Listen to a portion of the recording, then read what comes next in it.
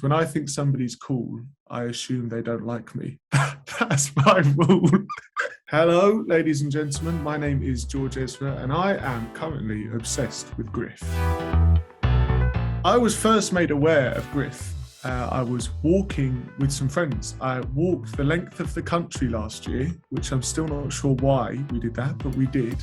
Just as it was getting particularly hard, I was kind of relying on new releases and old releases, just music to keep me going. And one Friday, I heard the One Foot in Front of the Other EP or mixtape. And I just had it on repeat, and it kind of got me through those days.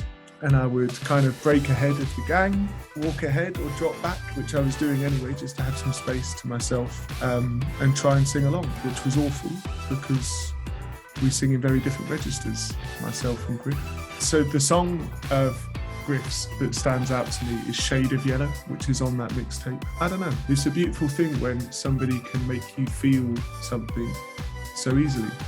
And I'm not sure exactly what it is, but she helps me understand what she's going through in some way, and particularly on that song. Yeah, going back to what I was saying earlier, that's one that I sound particularly bad on when I try and sing along. I've watched a few of Griff's music videos. There's not one in particular that I'm going to say is the standout one, but there is something that she's doing which is hard to fake or impossible to fake. And that's when somebody has a kind of cohesive vibe to everything that they do.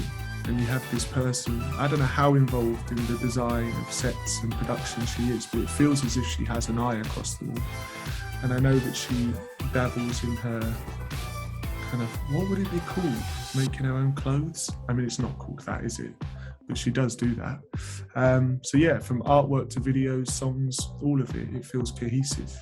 Outside of just falling into the world that she's created, I think it's just the excitement, if I'm looking for a reason to love what she's doing, it's just an awesome thing to see somebody.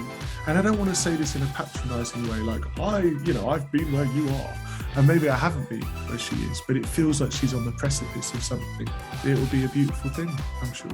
I think the influence I get from other music, Griffs or otherwise, I think for the most part it creeps up on me without me even noticing, and it'll be when I leave the studio, I'll go, that's where you got that from. Or you must have subconsciously been thinking about this or the other, but I couldn't put my finger on one thing in particular. I have had the pleasure of meeting Griff. I recorded a podcast with Griff. Now, I was aware going into that conversation that her name was Sarah.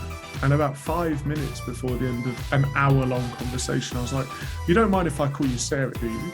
And I was like, you should have said that a long time before. But it was really cool, and something that always takes me by surprise happened, which was that Sarah, our friend Sarah, Griff, had been to see me as a fan, and her friend had kind of listened to a record of mine. I'm always taken aback when that happens. When I think somebody's cool, I assume they don't like me. That's my rule.